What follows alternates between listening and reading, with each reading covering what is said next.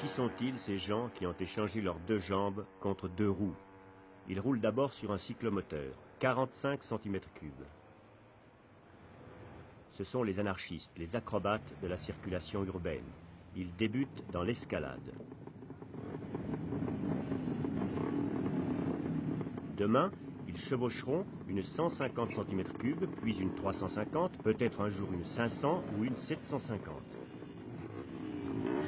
Est-ce que les conducteurs de motocyclettes, c'est une race spéciale sur la route? Oui, bien sûr. Le motocycliste se différencie déjà des autres usagers par son habillement, sa manière de se comporter dans la circulation, des fois un peu téméraire. Son habillement, c'est-à-dire sa façon de se présenter sur sa moto. Vous voulez dire quoi exactement? Je ne sais pas si vous avez déjà remarqué, ces jeunes s'habillent d'une façon assez excentrique. Ils ont des tenues un peu spéciales qui attirent l'œil. Pourquoi selon vous? Déjà par esprit sportif, pour ressembler déjà un peu à un coureur.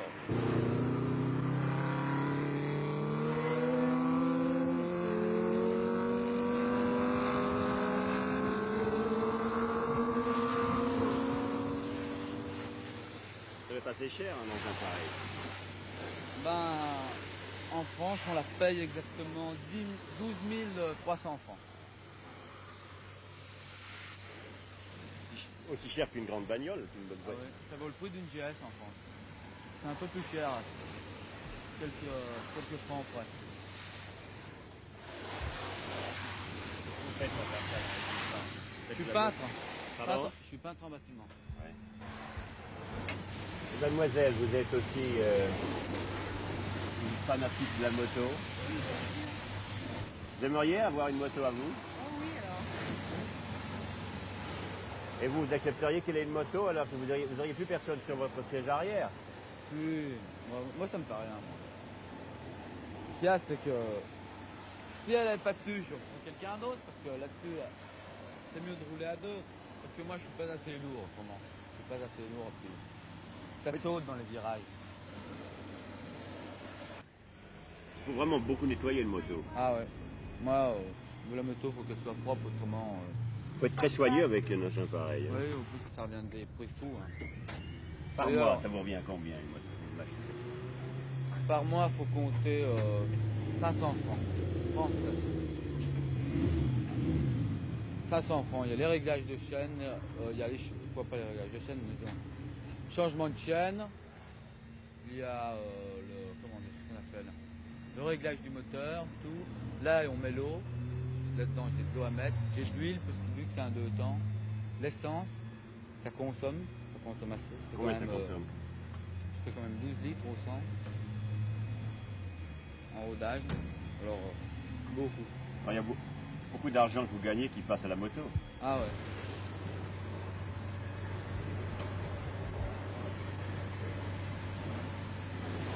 Pourquoi est-ce que vous avez une moto? Qu'est-ce que ça vous apporte?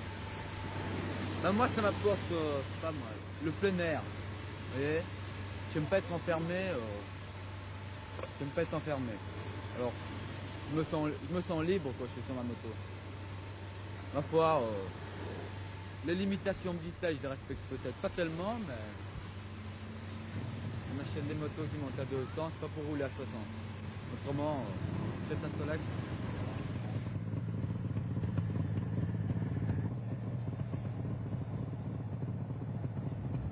Déjà avec ça, on arrive à se faire plaisir. On arrive à se faire peur, mais plus peur qu'autre chose. Plaisir ou peur? Plaisir et peur. Bien des fois. Ça va à ton côté? Même les champions ils se laissent la figure. Là. Justement, c'est là où on se fait peur. Un virage est un peu mal abordé ou à trop grande vitesse. Si ça passe, ça va, mais si on le passe sur le dos, ça c'est plus grave. C'est là la peur. C'est toujours ça. Ça vous arrive souvent d'avoir peur avec une moto? Disons qu'avec les automobilistes qu'il y a, ben ça arrive. Oui, ça m'arrive assez souvent. Oui. Les gens ne se rendent pas compte que ça peut rouler à 200, c'est ça? C'est ça le danger, je crois, qu'il y a sur la route. Que vous pouvez rouler à 200. Ouais, qu'on peut rouler à 200. C'est le plaisir. Quand j'ai ma moto, je vais partout. Je sors de la ville, je vais faire un petit col, ça me détend. Puis j'oublie beaucoup de choses, j'oublie le travail, tout. C'est un petit col après le travail. Ouais, de temps en temps. Ça détend, je trouve. Il y a longtemps que vous vous intéressez à la moto. Oui, ça fait 2 ans, à peu près. Comment c'est arrivé? C'est-à-dire, je voyais beaucoup de jeunes de mon âge qui avaient des motos, surtout des garçons. Et puis, j'ai voulu en faire un tour une fois. Puis, ça m'est pris comme ça. J'ai eu un plaisir que j'avais jamais éprouvé avant. J'avais envie de faire de la moto. Quel plaisir. Je sais pas, peut-être la vitesse, peut-être d'être sur une grosse machine, peut-être aussi le risque. Vous aimez le risque? Bon, ça me dérange pas.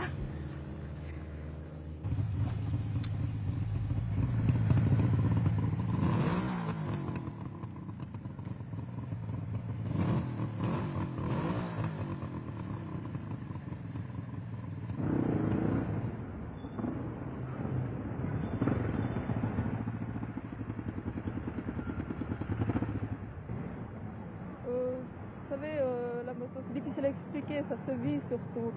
Mais peut-être une sensation de liberté, disons, peut-être de vivre assez près de la nature, comme ça.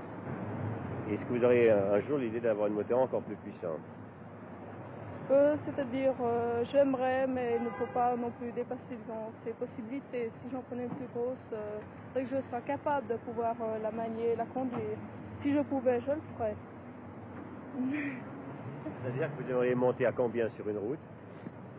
Oh, c'est-à-dire, vous savez, la vitesse, c'est pas tellement cela que je recherche, c'est surtout la puissance que j'aime, dans une machine.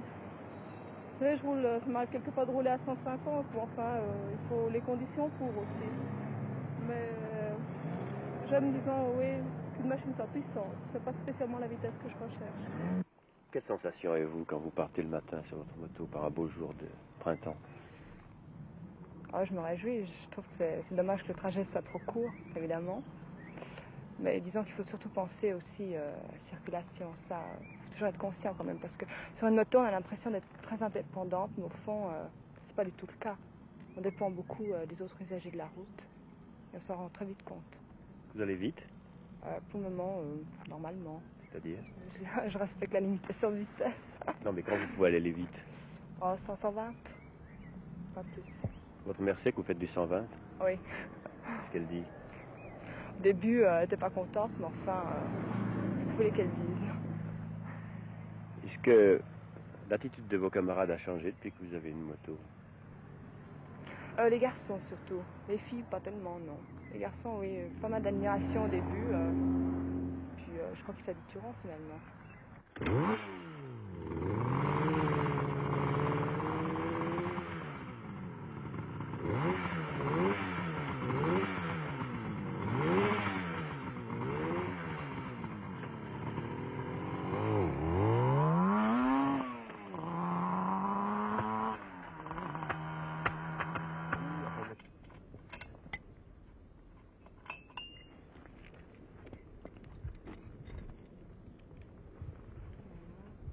Ouais, ça a bouché. J'ai rien pour nettoyer.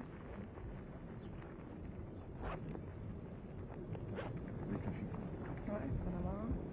On avait un?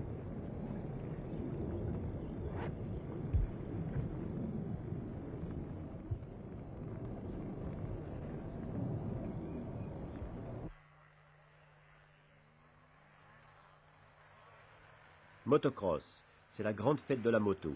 Ici, la moto rêve à son accomplissement total, qui est d'aller partout.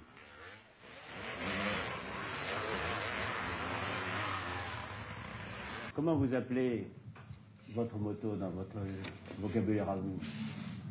La bécane, la bête. La bécane, la bête? Ouais, ça dépend le moment. C'est énervé, mais une cochonnerie, un trognon, quand elle marche bien. C'est un proto quand elle marche bien.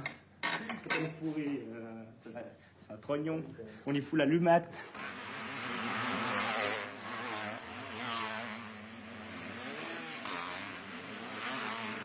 combien de motos comme ça? Neuve, ouais, ça vaut 5000, 5005.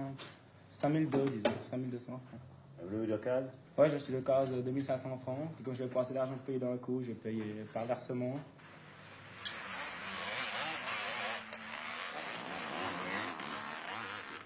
Bon, en moyenne parcours, ça va compter le déplacement, l'essence et tout, faut bien compter 200-300 francs. Et quand vous gagnez, qu'est-ce que vous gagnez? Ou pas grand-chose. On ne prend pas rien, ça dépend. Ah, pas hier, en quatrième, j'ai gagné 110 francs. Il y avait déjà 20 francs d'inscription qui sont à déduire, 30 francs qui nous donnent quand on va sur la ligne de départ, en participant à la finale, puis il y a 60 francs pour la place de quatrième, c'est tout. Autrement, il n'y a rien. Bon, Alors, vous courez pourquoi, là? pour le plaisir. Oh, puis ça, donc le plaisir en lui-même compense largement la perte d'argent. Pas pour tout le monde, pour mes parents, le plaisir, ils s'en foutent un peu. Qu'est-ce qu'ils disent vos parents? Oh, ils sont pas tellement d'accord. Pourquoi? Oh, c'est la grosse caisse d'épargne, c'est affreux. Si tu mets tout ton argent là-dedans, tu pourras te marier, tu n'auras pas de sous. Enfin, c'est le cirque. Qu'est-ce que vous pensez de tout ce qu'ils disent? Ouais, ça se justifie, disons, mais je préfère mettre les sous dans ma moto quand même.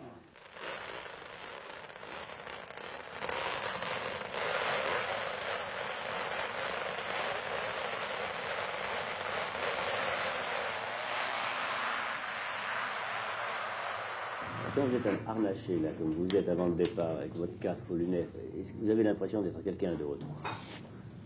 Ouais, ouais, disons qu'on réagit plus à la même chose. On est plus sérieux, on pense à sa moto, on pense à la course qu'il va y avoir. Non, si on part aux essais libres, on est relax, on salue encore les copains qu'on voit. Comme à la course, on se concentre, on fait tourner sa bécane, on chauffe tranquille. Quand ils viennent des favernes, ouais, vas-y, bonne chance, fonce. Alors là, on se concentre beaucoup plus sur la moto. Il ne reste plus grand-chose à part la moto. Est-ce que vos parents viennent vous encourager? Ouais, ça arrive des fois, mais pas trop. Mon père, mes parents, ils ont un peu peur, des fois, quand ils me voient rouler. Racontez-moi comment ça s'est passé, là, quand vous êtes arrivé quatrième, au départ.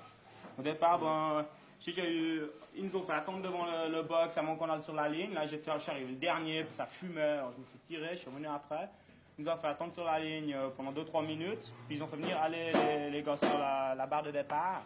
Je suis arrivé un des derniers, puis j'ai vu un petit trou au milieu, je me suis mis. Le gars qui était à côté était gentil, se poussait un peu, j'ai eu de la place. Je me suis dit, je vais partir en première, j'ai mis la première, puis j'ai fixé la barre. Totalement, quoi. Sitôt que la C2C, j'ai ouvert, puis après, moi je sais même plus comment je passe mes vitesses, moi, quand ça part. On regarde devant, on fixe, puis je suis arrivé au bout, j'étais premier, c'est une bonne chose de faire, disons.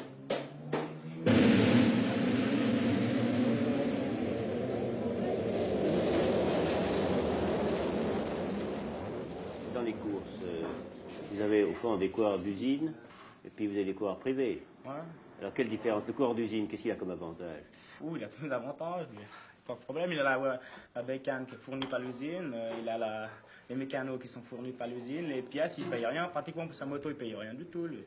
Même l'équipement, il ne paye pas, si c'est un bon, le coaster, il y a Bell, ils arrivent, ils lui donnent un casque, voilà, monsieur, le coaster, vous courez pour nous, pour vous donner le casque, comme ça, il peut marquer le rejet de coaster avec un casque Bell, les bottes, c'est tout la même chose, ils ne payent rien.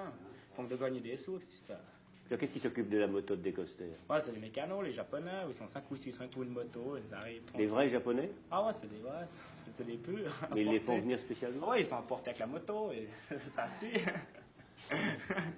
Non, ça suit. Vous aimeriez un jour avoir des japonais comme ça autour de vous? Ouais, si c'est pas les japonais, ça me dérange pas, avoir les mécanos, ouais. Puis surtout qu'on me paye ma bécane. C'est mon gars, il y a encore un petit chemin à faire avant d'arriver à leur stade. Qu'est-ce que vous avez comme chemin à faire? Oh, tout.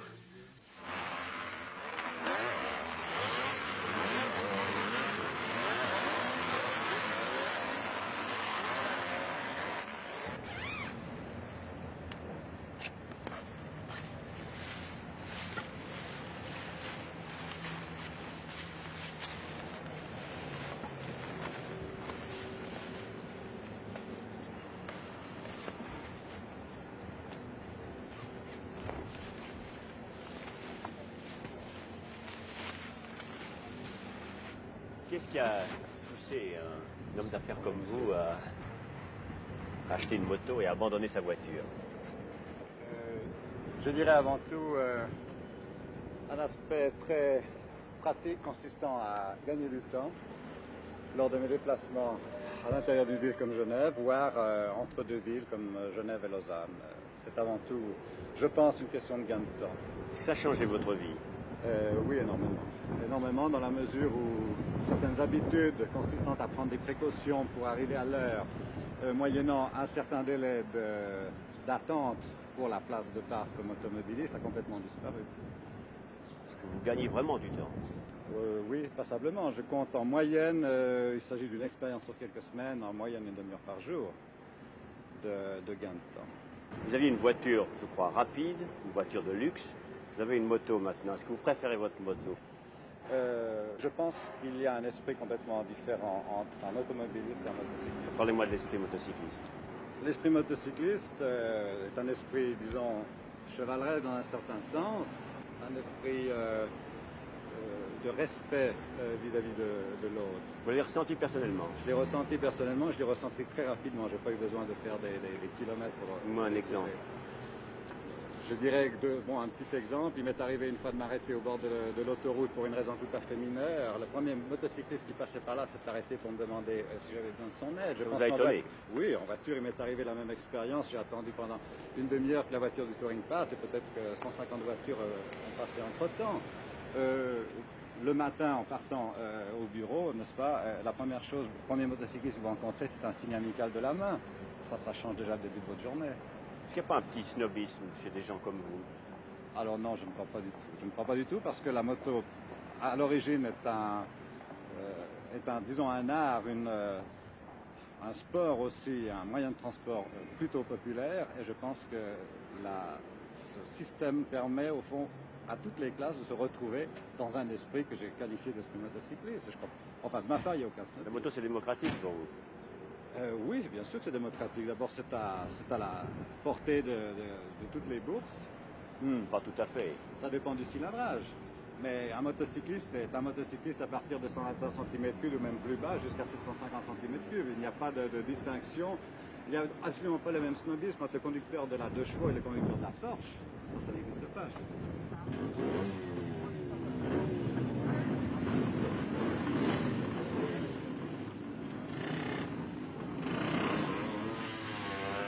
Nous les avions rencontrés dans un de ces bars à café qu'ils affectionnent. Un dimanche matin, ils sont partis, et nous avec eux.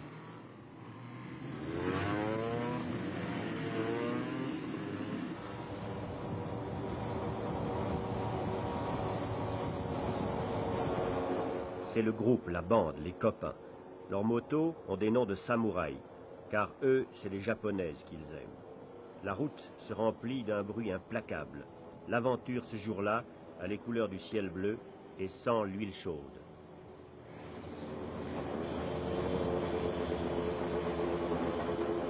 Je pense qu'il y a pas mal d'automobilistes qui nous font des coups durs. Assez par, je sais pas, des films qu'il y a eu assez mauvais sur les motos, comme les Anges l'Enfer. Tous ces trucs-là, quoi. C'est-à-dire qu'ils conduisent volontairement... Ouais, ils nous prennent pour des voyous, quoi, blouson noir, n'importe quoi. Alors que nous, on fait ça pour notre plaisir, et puis on est touristes. C'est un plaisir de rouler, de faire des kilomètres, quoi, tourner. Être bien, être à l'air. Et vous pensez que c'est les films qui ont provoqué cet état d'esprit? Ouais, assez, parce que je sais pas, bon, maintenant la moto, ça revient, mettons, à la mode, comme il y en a beaucoup qui disent. Il y en a beaucoup, bon, c'est des petits minets qui roulent là-dessus pour la ville. Ceux-là, on les compte pas, quoi, c'est pas des motards. Qu'est-ce que c'est un motard, alors? Bah, pour moi, un motard, c'est un type qui fait de la moto par plaisir. J'entends qu'il achète une moto pour rouler, pour voir des beaux paysages, se promener, pas rester en ville à pourrir avec la pollution, quoi. Dans les faux motards, alors, qu'est-ce que c'est? Ouais, justement, on n'arrive pas tellement à les repérer. Plutôt... Non, on peut pas tellement les repérer. Justement, on les repère quoi, parce qu'on les voit toujours tourner, puis ils ont des motos toujours brillantes, même quand il pleut. Faut pas nier.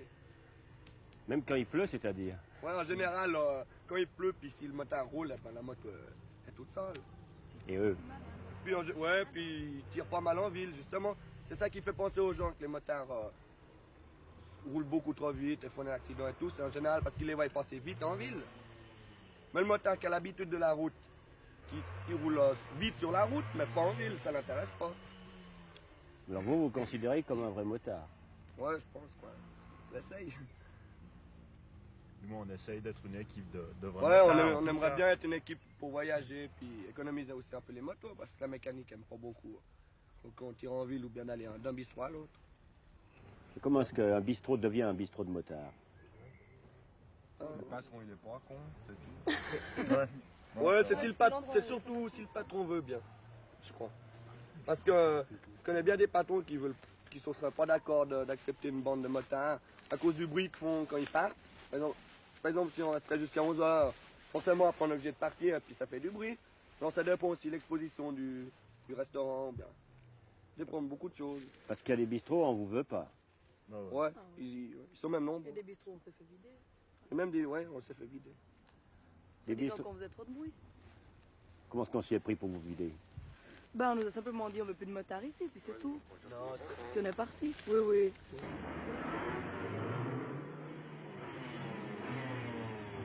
regarde, tu m'as foutu.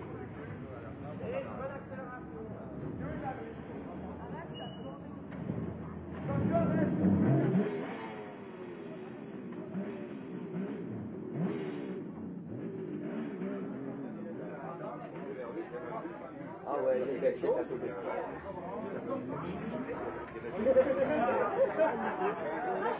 c'est encore mis en troisième position, c'est-à-dire en face de moi, et ça fait appel de phare, coup de klaxon, tout ce que tu veux, sauf coup de frein et rétrogradage, exclu.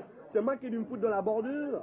J'ai dû me foutre dans la bordure pour laisser passer ces trois julots qui roulaient un à 100, l'autre à 101, puis l'autre à 102 pour se dépasser, tu comprends? Puis moi, ben, j'étais à 120, 130 dans l'autre sens. Tu l'as bourré? Eh ben, j'ai labouré, si tu veux. Et puis je me suis arrêté 100 mètres plus loin. Et puis le mec, ça va pas, appel de phare, klaxon. Et les remerciements du paysan s'il a labouré. Mais voilà, ils s'en rendent pas compte. Non, mais ça c'est un imbécile heureux, tu vois. Ben là, c'est là où je te dis qu'ils nous prennent pour des solettes. J'observe.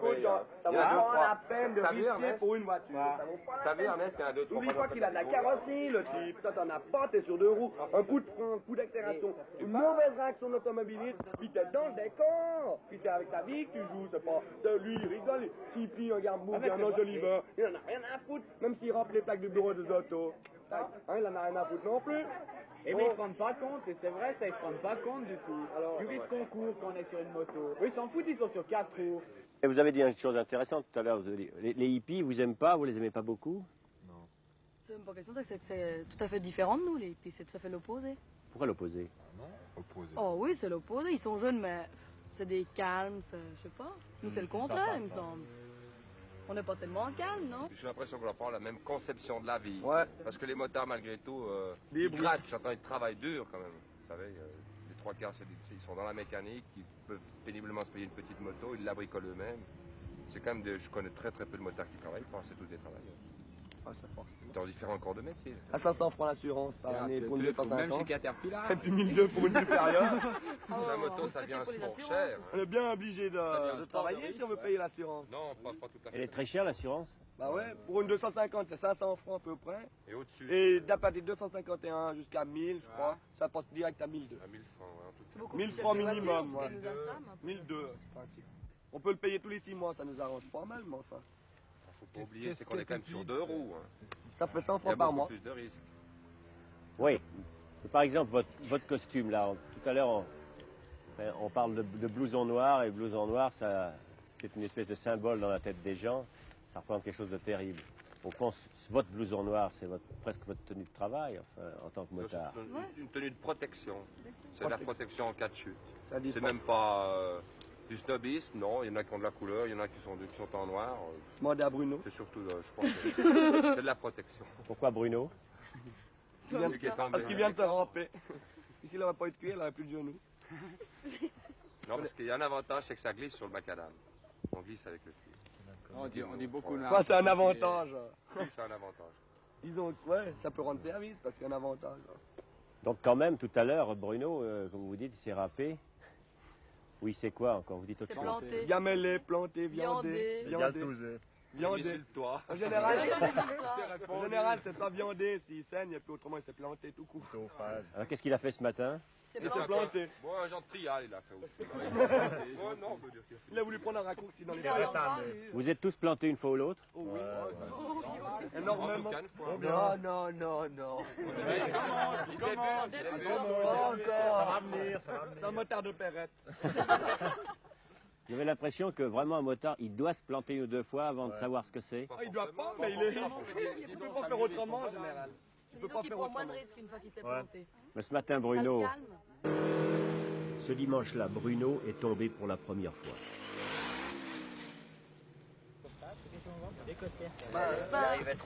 Non, il a trop penché, c'est pas vrai, il allait pas trop vite, il a trop penché, puis il a son protège-moteur qui a chauffé, ça l'a...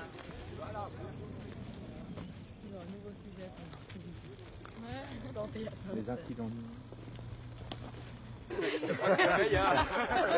Qu'est-ce que vous préférez dans la moto?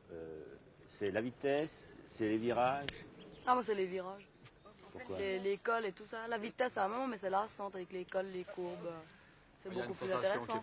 Voilà, c'est ça. La moto, c'est les courbes, c'est pencher, c'est... La vitesse, bon, c'est bonheur. C'est comme dans une décapotable, alors, en ce moment. Puis vous changez souvent de botte. Mais dans une voiture, les courbes, on sent rien, c'est rien. Il faut être doué pour être passagère. Je veux Bah, dire, non, faut suivre. Faut avoir des bons nerfs. Non, faut suivre. Faut avoir c'est des tout. bons réflexes. Je crois qu'il faut pas avoir peur, c'est tout. Si on a peur, c'est fichu, on est crispé, on penche mal.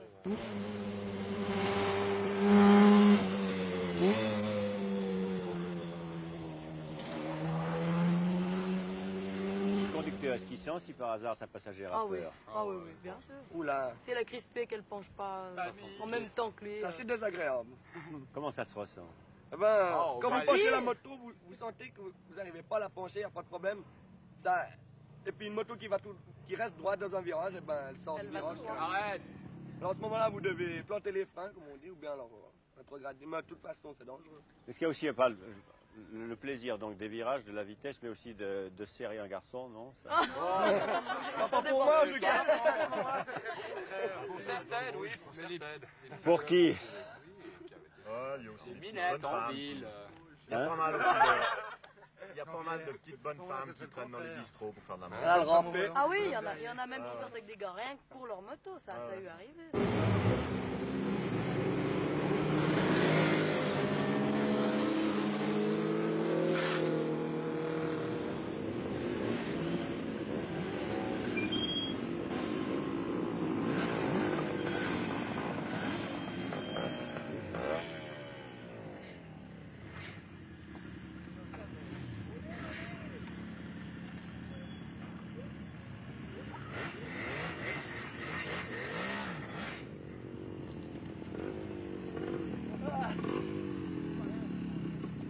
Quels sont les, par ordre croissant ou décroissant, comme vous voulez, les choses que vous redoutez le plus sur une route?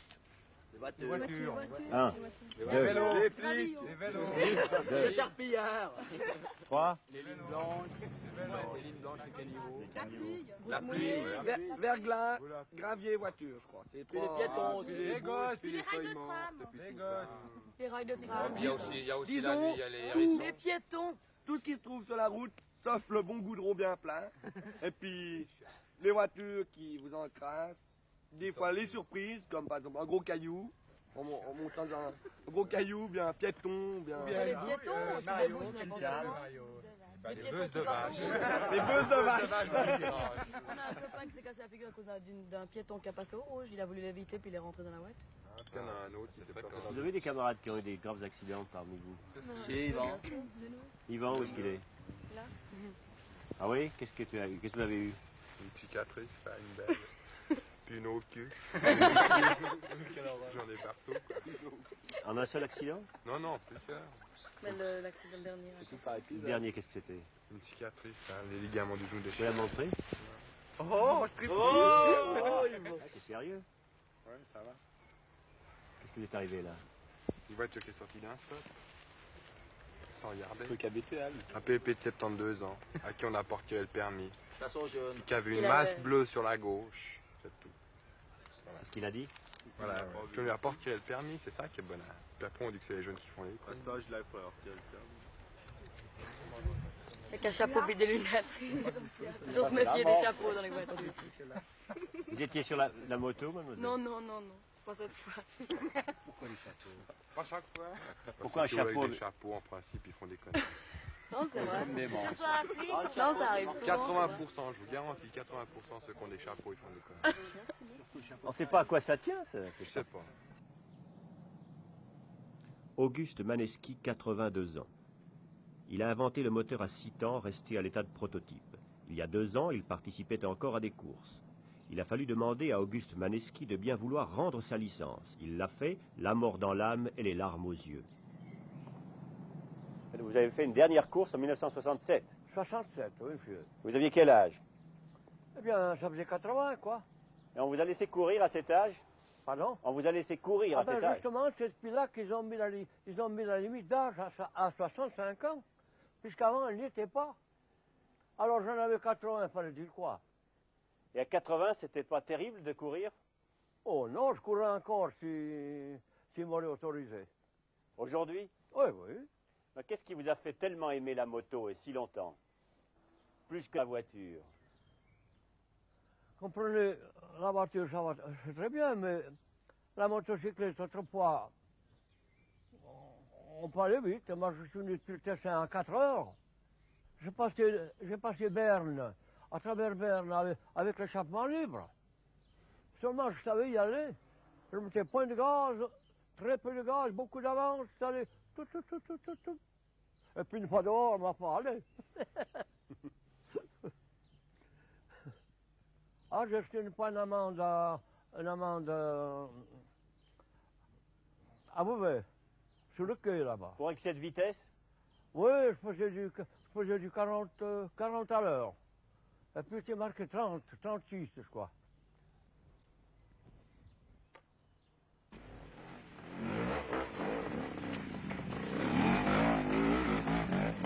Le trial. C'est un sport qui se pratique sur une piste tracée dans un terrain très accidenté. Le jeu consiste à faire le parcours sans céder des pieds pour sauver son équilibre. Un pied à terre, c'est un point de pénalisation.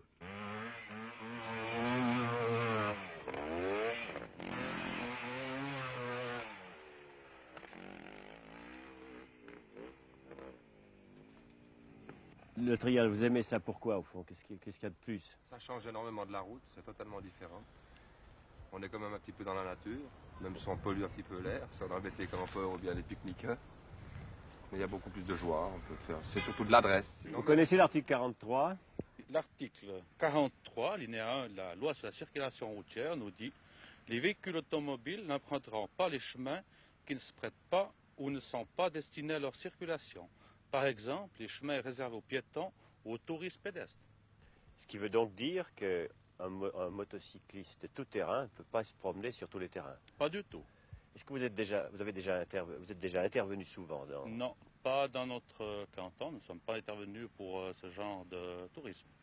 Vous avez déjà été mal accueilli quand vous faisiez du trial? Ah ouais? Qu'est-ce que ça veut dire?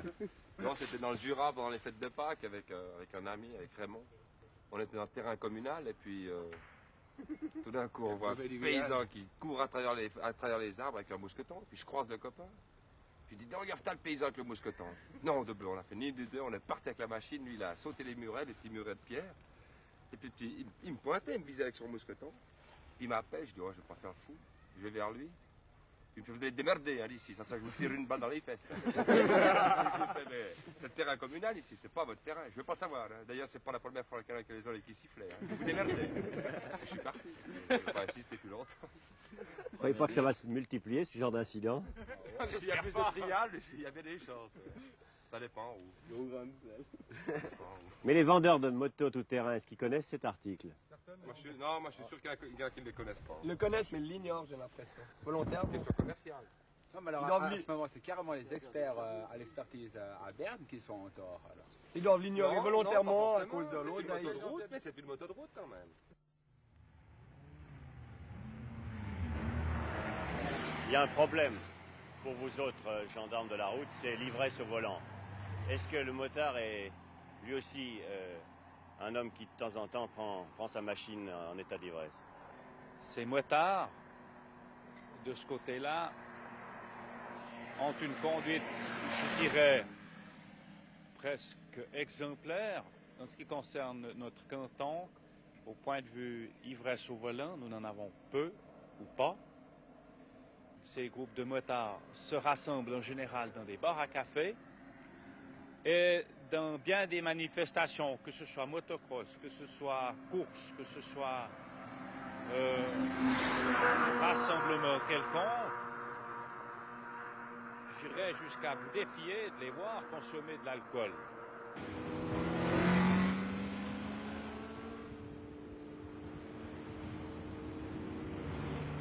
La moto est-ce dangereux? Il faudrait dire, la moto demande 100 fois plus de prudence et d'astuce que la voiture. Une statistique à ce sujet. Sur 100 accidents où une moto est impliquée, on relève 95 blessés plus ou moins graves. Sur 100 accidents de voiture, on ne compte que 23 blessés. Je m'étais arrêté au bord de la route, et puis un fourgon VV m'a pas vu. Puis il m'a ramassé au passage, j'étais arrêté. Et puis j'ai eu la jambe, les deux jambes fracturées. Fracture du crâne, un poumon, les côtes, ses côtes cassées. Et puis la jambe droite, on n'a pas pu la réparer, quoi. J'ai attrapé une ostéomélite dedans, et puis il a fallu la couper pour finir. Donc vous avez la jambe droite. La jambe droite, elle est loin. Alors comment est-ce que vous conduisez votre moto? Ben, un peu de choses comme avant, sauf que j'ai dû me réadapter pour le freinage, vous voyez, je freine avec le talon, comme ça. Ah ah. À la place de freiner comme ça, on ne peut pas, alors je fais ça. Mais pas modifié, rien. Est-ce que ça... Tout normal. C'est plus difficile? Non, il a fallu peut-être 4-5 mois pour bien s'y habituer. Au début, j'avais le pied des fois qui passait comme ça. On se rattrapait sur le frein. Mais après l'accident, est-ce que vous n'avez pas eu peur de reprendre une moto? Non. J'ai même fabriqué une prothèse moi-même. J'avais encore pas de prothèse à moi, j'en ai fait une en bois. Et puis, pour pouvoir essayer. Est-ce que vous avez eu un accident depuis cet accident? Non, je suis retombé 2-3 fois, mais des glissades, quoi. Rien du tout de grave. Rien de cassé? Non, non. Et vous vous êtes tombé en vous disant qu'est-ce qui va se passer ou bien... Non, même pas. On n'a même pas le temps d'y penser, vous savez. Une fois, je suis arrivé dans du gravier, et puis j'ai pas freiné, j'ai laissé aller. Puis par bonheur, je suis tombé du côté de celle qui est fichue. Alors, j'ai rien eu du tout. Donc pour vous, un accident, ça ne doit pas arrêter la vie du motard? Si on se réadapte au travail, j'estime si on peut travailler, on peut rouler. Ah oui, pour vous, c'est la même chose. Pas de problème. Parce que le travail, pour moi, pour ma jambe, c'est 2 fois plus pénible que de me balader avec la moto. Et puis, est-ce que vous allez garder ce genre de moto ou est-ce que vous allez en changer? Vous changez encore souvent de moto? Ben, depuis que je suis sorti de l'hôpital, ça fait une par année. Ça fait 8. Ça fait la 8e, celle-là. Et la prochaine? Oh, ben la prochaine, je reprends une 2,5. C'est trop faible, ça.